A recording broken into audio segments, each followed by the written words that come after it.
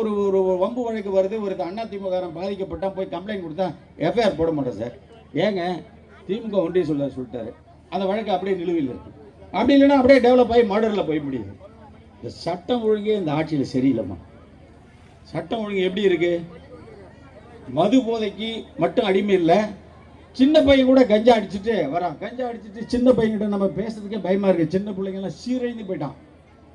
அவன் எந்த நிலைக்கு போயிட்டான்றது இந்த ஆட்சிக்கு ஒரு உதாரணம். ஒரு ஆட்சி நல்ல ஆட்சியான்னு எப்படி தீர்மானிக்கணும்னா, மக்கள் நலத்திட்டங்களில் போய் சேர்றதுன்றது இரண்டாம் பட்சமாக தான் பார்க்கப்படும். சட்டம் ஒழுங்கு சரியில்லைன்னு அந்த ஆட்சி விட்டு கழிச்சு. லா அண்ட் ஆர்டரே இல்லை. நல்ல போலீஸ் அதிகாரிகள், நம்ம அதிகாரிகளை நம்ம குறை சொல்லலை. அவங்கள இயக்குவது யார்? 5 பேர் முதலமைச்சர்களாக இருக்காங்க. அவர் ஸ்டாலினுக்கே தெரியாது என்ன நடக்குதுன்னு. காவல்துறை சும்மா அப்படியே சும்மா உட்காந்துட்டு நாம் ஏதாவது பாதிக்கப்பட்டதை விட போய் கம்ப்ளைண்ட் கொடுத்தா கம்ப்ளைண்ட் ரிஜிஸ்டர் பண்ணுறது, எஃப்ஐஆர் போடணும்னா அவர் சொல்லணும் சார். இது ஒரு ஆட்சியா? கல்லார்கள்.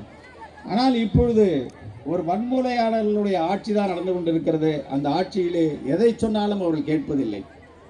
இந்த பஞ்சாயத்து தேர்தல் இல்லை, பஞ்சாயத்து தலைவரும் இல்லை. இவர் பாண்டியன் பஞ்சாயத்து தலைவராக இருந்தால் சரியாக பண்ணியிருப்பார், அவர் இருக்கிறவர்களே சரியாக நடந்திருக்கும். சில இடத்துல அதிமுக பஞ்சாயத்து தலைவர் இடத்துல ஓரளவுக்கு நல்லா பார்த்துக்கிட்டாங்க. ஆனால் இந்த பணம் எங்கே போகுது? இந்த பணத்தை ஏன் டிலே பண்ணி கொடுக்குறாங்க? இவங்களுடைய கட்சிக்காரர்கள் மட்டும் அந்த வேலைக்கு வந்தாலும் வரலனாலும் அவங்ககிட்ட ரேகை வாங்கி கையெழுத்து வாங்கி அவங்களுக்கு பேமெண்ட் வீட்டில் போய் கொடுக்குறாங்க. உண்மையா இல்லையா? உண்மையா? இப்படிப்பட்ட நிகழ்வுகளை எல்லாம் நாம் சீர்குலைத்து விட்டார்கள் என்று சொல்லத்தான் இந்த கூட்டம். எனவே நாம் ஆட்சிக்கு வந்தால் 150 நாட்களாக, வருடத்துக்கு 150 நாட்களாக நிச்சயமாக புரட்சி தமிழரான எடப்பாடியார் அவர்கள் இதை உயர்த்தி தருவார்கள். இது நிச்சயம் நடக்கும். எனவே நீங்கள் எல்லாம் ஏதோ அங்கே பணம் வருகிறது இங்கே பணம் வருகிறது என்று வாக்களித்து விட்டால் மீண்டும் 5 ஆண்டுகள் நம்ம கஷ்டப்படணும். ஒரு 5 ஆண்டு கஷ்டப்பட்டிருக்கோம். எப்படிப்பட்ட கஷ்டம்னு உங்களுக்கு தெரியும். போராட்டம், இது போராட்டம். நிர்வாகத்திறனற்ற ஸ்டாலின் அரசின் முகத்திரியை கீழ்த்தெறியும் போராட்டம். ஆர்ப்பாட்டம், இது ஆர்ப்பாட்டம். ஆர்ப்பாட்டம், இது ஆர்ப்பாட்டம். ஏழை எளிய மக்களின் வாழ்வாதாரத்தை நசுக்கும் விடியா திமுக அரசை கண்டித்து